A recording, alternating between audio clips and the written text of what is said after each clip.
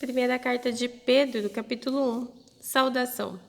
Eu, Pedro, apóstolo de Jesus Cristo, escrevo esta carta ao povo de Deus que vive espalhado nas províncias do Ponto, Galácia, Capadócia, Ásia e Bitínia. Vocês foram escolhidos de acordo com o propósito de Deus, o Pai, e pelo Espírito de Deus vocês foram feitos um povo dedicado a Ele, a fim de obedecerem a Jesus Cristo e ficarem purificados pelo seu sangue.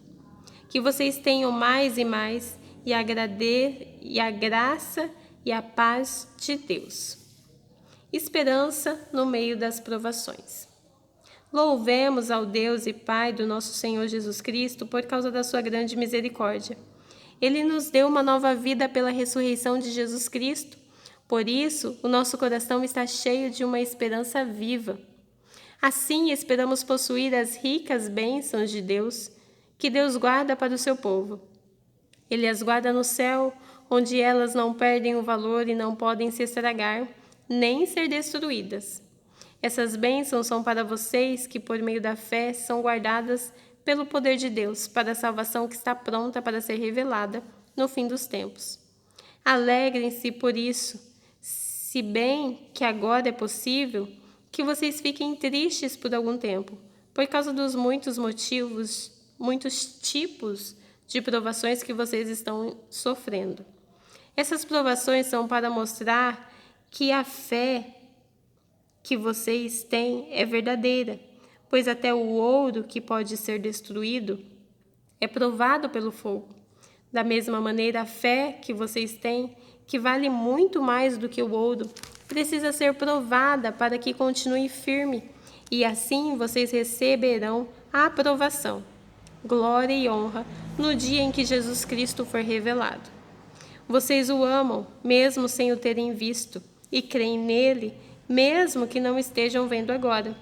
Assim, vocês se alegram com uma alegria tão grande e gloriosa que as palavras não podem descrever. Vocês têm essa alegria porque estão recebendo a sua salvação, que é o resultado da fé que possuem. Foi a respeito dessa salvação que os profetas perguntaram e procuraram saber com muito cuidado. Eles profetizaram a respeito da salvação que Deus ia dar a vocês e procuraram saber em que tempo e como essa salvação ia acontecer. O Espírito de Cristo, que estava neles, indicava esse tempo, ao predizer os sofrimentos que Cristo teria de suportar e a glória que viria depois. Quando os profetas falaram a respeito das verdades que vocês têm ouvido agora, Deus revelou a eles que o trabalho que faziam não era para benefício deles,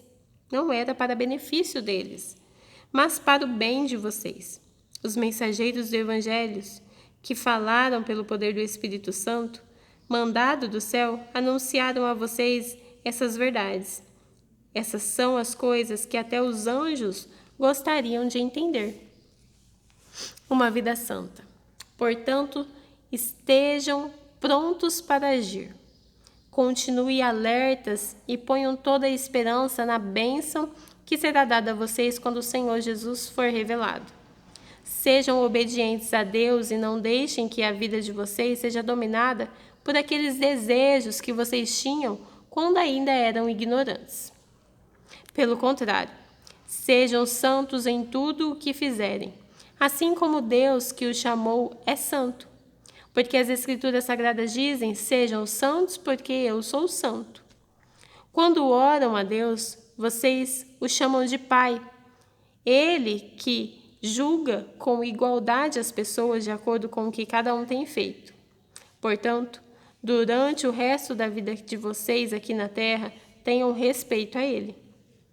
Pois vocês sabem que o preço que foi pago para livrá-los da vida inútil que herdaram dos seus antepassados.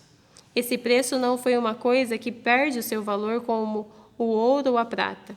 Vocês foram libertos pelo precioso sangue de Cristo, que era como um cordeiro sem defeito e sem mancha.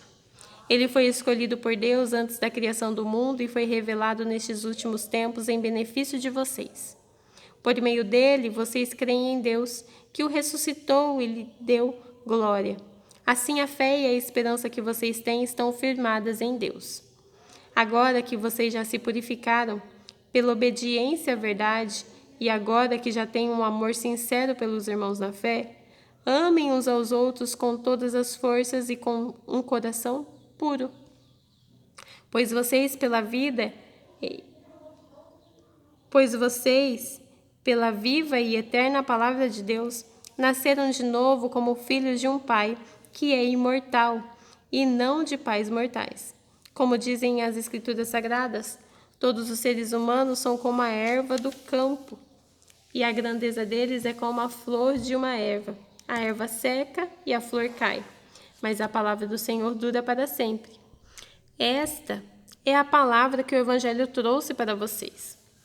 A pedra viva e a nação dedicada a Deus, capítulo 2. Portanto, abandonem tudo o que é mal, toda mentira, fingimento, inveja e críticas injustas. Sejam como criancinhas recém-nascidas, desejando sempre o puro leite espiritual, para que, bebendo dele, vocês possam crescer e ser salvos. Pois, como dizem as Escrituras Sagradas, vocês já descobriram por vocês mesmos que o Senhor é bom. Cheguem perto dele e a pedra viva que os seres humanos rejeitaram como inútil, mas que Deus escolheu como de grande valor. Vocês também, como pedras vivas, deixem que Deus os use na construção de um templo espiritual, onde vocês servirão como sacerdotes dedicados a Deus. E isso para que, por meio de Jesus Cristo, ofereçam sacrifícios que Deus aceite. Pois as Escrituras Sagradas dizem: eu escolhi uma pedra de muito valor, que agora ponho em Sião, como a pedra principal do alicerce. Quem crer nela não ficará desiludido. Essa pedra de muito valor para vocês é de muito valor para vocês os que creem. Mas para os que não creem, a pedra que os construtores rejeitaram veio a ser a mais importante de todas. E em outra parte das Escrituras Sagradas dizem: esta é a pedra em que as pessoas vão tropeçar, a rocha que vai fazê-las cair. Essas pessoas tropeçaram porque não creram na mensagem, de acordo com a vontade de Deus para elas.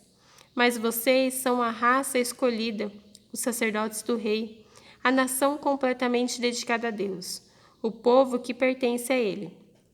Vocês foram escolhidos para anunciar os atos poderosos de Deus, que os chamou da escuridão para a sua maravilhosa luz. Antes vocês não eram o povo de Deus, mas agora são o seu povo. Antes não conheciam a misericórdia de Deus, mas agora já receberam a sua misericórdia. A conduta do cristão. Queridos amigos, lembrem que vocês são estrangeiros de passagem por este mundo. Peço, portanto, que evitem as paixões carnais que estão sempre em guerra contra a alma. A conduta de vocês entre os pagãos deve ser boa, para que quando eles os acusarem de criminosos, tenham de reconhecer que vocês praticam boas ações. Assim louvem a Deus no dia da sua vinda.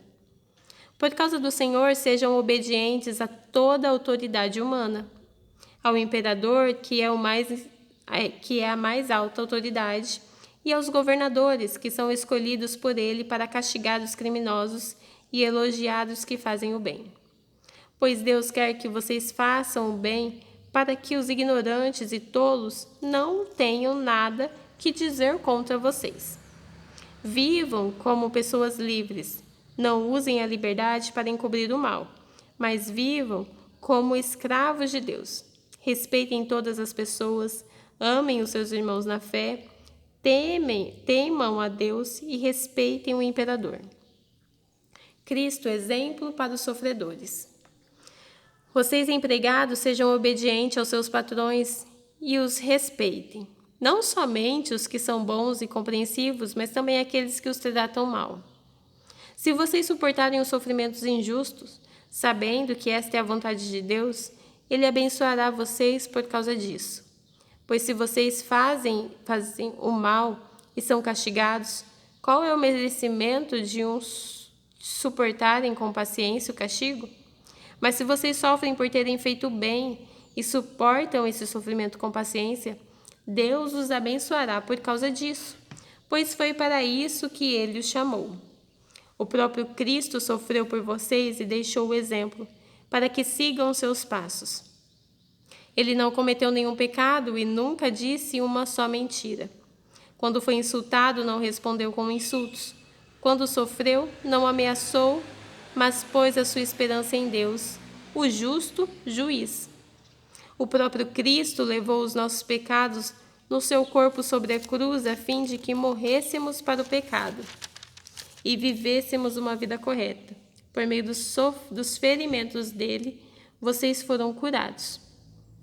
Vocês eram como ovelhas que haviam perdido o caminho, mas agora foram trazidos de volta para seguir o pastor, que cuida da vida espiritual de vocês.